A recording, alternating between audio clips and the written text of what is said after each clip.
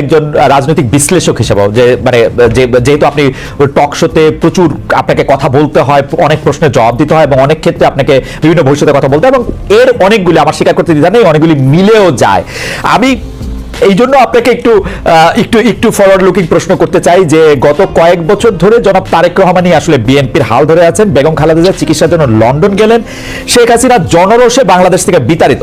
রাজনীতির এই পরিবর্তনটা আপনি আসলে কিভাবে দেখছেন? নতুন নেতৃত্বে করে 90-এর পর যদি আমরা আওয়ামী লীগ ও বিএনপির শাসনকাল যদি বিশ্লেষণ করি, সরকারে বা ক্ষমতায় এলে মানে এটা একটা এই প্রশ্ন বারবার হচ্ছে যে তারা যে গণতান্ত্রিক থাকবেন, কর্তৃত্ববাদী হবেন না, সেরকম কি মনে হচ্ছে? মানে এই নেতৃত্বে যারা আছেন, এটা তো অবশ্যই ঠিক জনাব তারেক রহমানই আসলে 20-22 বছর ধরে অন্ততপক্ষে দলের ডেপুটির হালটি ধরে আছেন, কিন্তু মানে এই নেতৃত্বের ক্ষেত্রে কোনো পরিবর্তন আসছে? ব্যক্তি মানুষ না, আদর্শের দৃষ্টিভঙ্গির আপনি কিভাবে দেখছেন?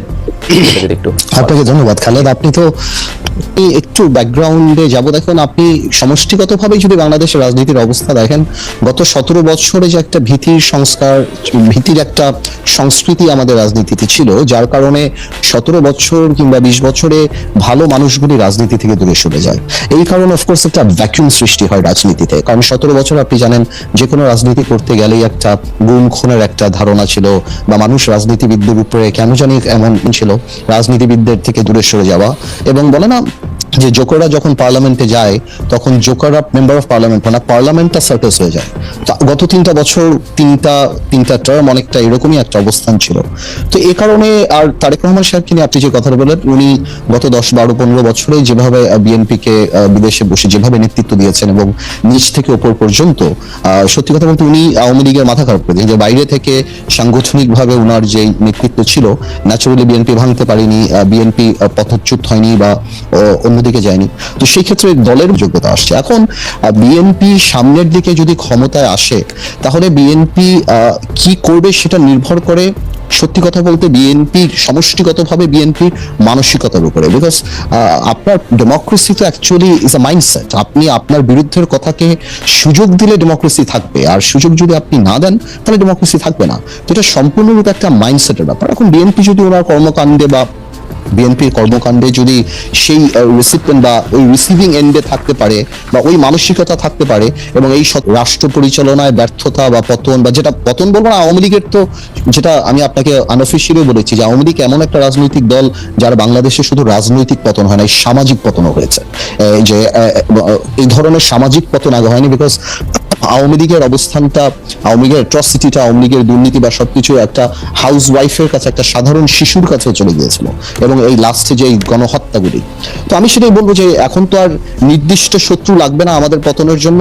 আমরা যদি আওয়ামী লীগ থেকে শিক্ষা না নেই, তাহলে অদৃশ্য শত্রু আমাদেরকে সেটা করে দিতে পারে। তো আমার মনে হয় ভবিষ্যৎ আমি বলতে পারবো না, এটা ঈশ্বরের উপর নির্ভর করবে। আজকে পর্যন্ত আমি আমার জায়গা থেকে বিএনপির সাথে যতখানি কথা বলেছি, যতখানি রাজনীতি করছি, আমি যথেষ্ট অ্যাকোমোডেটিভ। এবং আপনি যদি ইদানিংও দেখেন বিএনপির 31 দফা থেকে আরম্ভ করে অন্য সবকিছু, বিএনপি আমাদের সবার সাথেই কথা বলছে, সবার কাছ থেকে ড্রাফট নিচ্ছে, সবার কাছ থেকে উপদেশ নিচ্ছে, তারপর ওনারা এটা বাস্তবে আসছে। তো আমি যথেষ্ট অ্যাকোমোডেটিভ নেচার বিএনপির দেখতে পাচ্ছি। সো ইনশাআল্লাহ আমি প্রোগ্রেসিভ থিংকিং আমি মনে করি। আর ভবিষ্যতের জায়গা থেকে এখন শুধু বর্তমানে পাঠাতনে একটু আসতে চাই। আপনি জানেন যে 24-এ ছাত্ররা রাজনীতির গতিপথ, মানে ছাত্রদের নেতৃত্বে রাজনীতির গতিপথ যেভাবে পাল্টে গেছে বা পাল্টে দিয়েছে ছাত্ররা, সেখানে আপনারা যারা 53 বছরের বাংলাদেশ রাজনীতির দ্বিতীয় বা তৃতীয় প্রজন্ম, মানে আপনাকে যদি আমি বলি, তাদের রাজনৈতিক প্রাসঙ্গিকতা বা রাজনীতিটা কি আগের মতো আর আছে? আপনারা কি নতুন করে কোনো কিছু ভাবছেন? আপনি নতুন করে কিছু ভাবছেন কিনা? মানে আমি আপনারা এটা অনারিফিক প্লুরাল পার্থ, তো কারণ সেল কালচার দেখতে পাচ্ছি।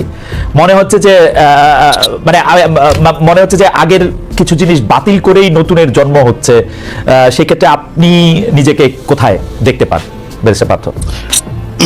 খালেদ, আপনার কথাগুলি অনেকখানি ভেঙে গিয়েছে, বাট তারপরও আমি যতখানি ধরতে পেরেছি আপনার কথাগুলি, your voice is breaking down. So but আমি তারপরেও যতখানি বুঝতে পারছি, আমি আবার বলবো, আপনি হ্যাঁ, আপনি একটু আরেকবার যদি বলেন, পার্থ, আমরা যেটি দেখতে পাচ্ছি সেটি হচ্ছে যে 24-এ ছাত্ররা রাজনীতির গতিপথ যেভাবে পাল্টে দিয়েছে বা তাদের নেতৃত্বে রাজনীতির গতিপথ যেভাবে পাল্টে গিয়ে নীতির দ্বিতীয় প্রজন্ম হিসাবে নিজের প্রাসঙ্গিকতা ধরে রাখতে আপনাকে কোনো পরিবর্তন আনতে হচ্ছে কিনা, আপনি আগের মতোই আছেন কিনা? বিশেষ করে আমরা দেখতে পাচ্ছি যে একটা ক্যান্সেল কালচার আমরা স্পষ্ট দেখতে পাচ্ছি, একে বাতিল করে দেয়, একে বাদ করে দেয়, একে ক্যান্সেল করে দেওয়া, এবং সেটা আবার খুব গর্ব করে বলা। আপনি সেটাকে কিভাবে দেখেন ব্যারিস্টার পার্থ? আমি যত ধরতে পেরেছি, বিকজ আপনার কথা ভেঙে যাচ্ছিল, বাট আমি একটা কথা বলি, ছাত্ররা রাজনৈতিক পথ পরিবর্তন করেনি, রাজনীতির কালচার পরিবর্তন করেনি। ছাত্রদের নেতৃত্বে একটা বড় ফাউন্ডেশন যেটা আগে ছিল সেটার উপরে ছাত্ররা নেতৃত্ব দিয়ে একটা সরকার, স্বৈরাচার সরকারকে পতন করিয়েছে। এটা বাংলাদেশের রাজনৈতিক কালচারকে আপনি কোনোভাবেও কোনো কলমের খোঁচা দিয়ে পরিবর্তন করতে পারবেন না, কোনো আইন, কোনো সংস্কার করে পরিবর্তন করতে পারবেন না, যদি আমরা মানসিকভাবে বাংলাদেশের কালচারকে রাজনৈতিক কালচারকে পরিবর্তন না করতে চাই। আপনি যত সংস্কার করেন, যাই করেন, যারাই ক্ষমতা আসবে তারা যদি অ্যাবিউজ করতে চায়, ওনারা অ্যাবিউজ করবেন না। সুতরাং অনেকেই মনে করে হ্যাঁ সংস্কারকে আমরা ওয়েলকাম জানিয়েছি, এখনো জানাই। আর আপনি যদি আমাদের কথা বলার চেষ্টা করেন, আমাদের রাজনৈতিক মোটো বা আমার বাংলাদেশ জাতীয় পার্টি বিজেপিতে আমি যেই দলের চেয়ারম্যান, আমাদের মোটোটা সম্পূর্ণ ডিফারেন্ট। আমি আমার জায়গা থেকে, আমার স্বল্প পরিসরে যেখানে আমি কাজ করি, আমি এই জিনিসটাই উপলব্ধি করতে পেরেছি যে ভালো রাজনীতি আনতে হলে ভালো রাজনৈতিক মানুষের রাজনীতিতে আসতে হবে, এছাড়া আর কোনো ওয়ে নাই।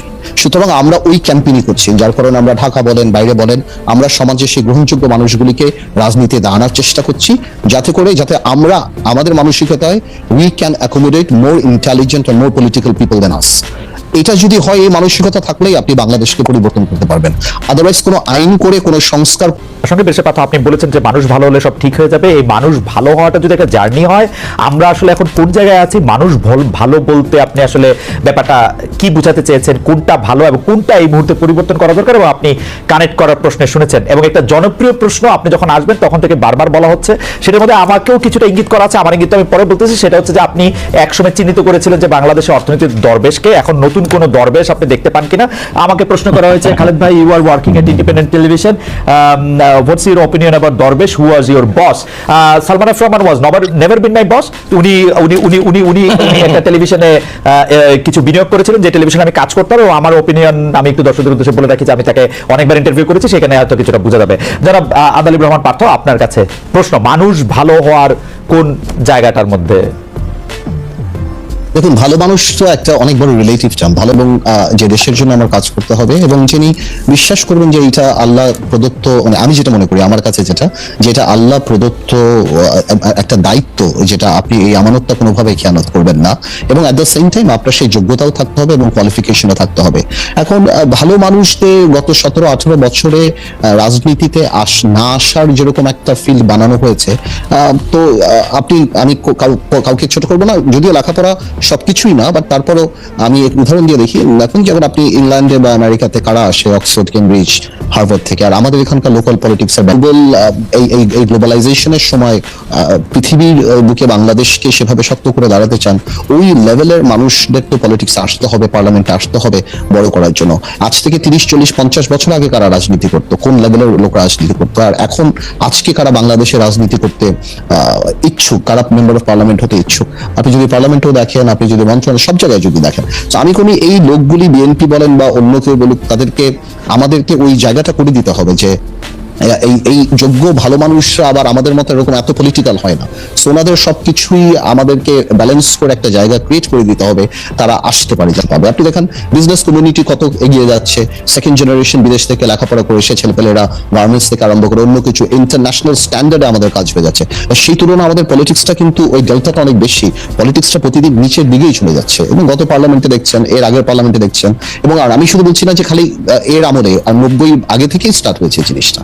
বাট এই জিনিসটাকে কারো বোঝা উচিত যে যেমন ভোট চুরি করেই যদি নির্বাচনে আসতে হতো আওয়ামী লীগের, তাহলে আওয়ামী লীগ 50টা ভালো মানুষকে দিত, 25টা পিএইচডি শিক্ষিত মানুষকে দিত, যাদের এক্সপার্টিস ছিল তাদেরকে দিত। কিন্তু জনাব পাত্র, আপনার কাছে কি মনে হয় না আওয়ামী লীগ তো আমাদেরকে 2-3টা পিএইচডি আছেন, একজন যে দুজনের কথা আমি মনে করছি একজন জেলে আছেন, একজন বেলজিয়ামে আছেন, ওগুলি ওই সব পিএইচডি গুলি তো অন্যদের চেয়ে আরো অনেক বেশি পরিমাণে খারাপ ছিল।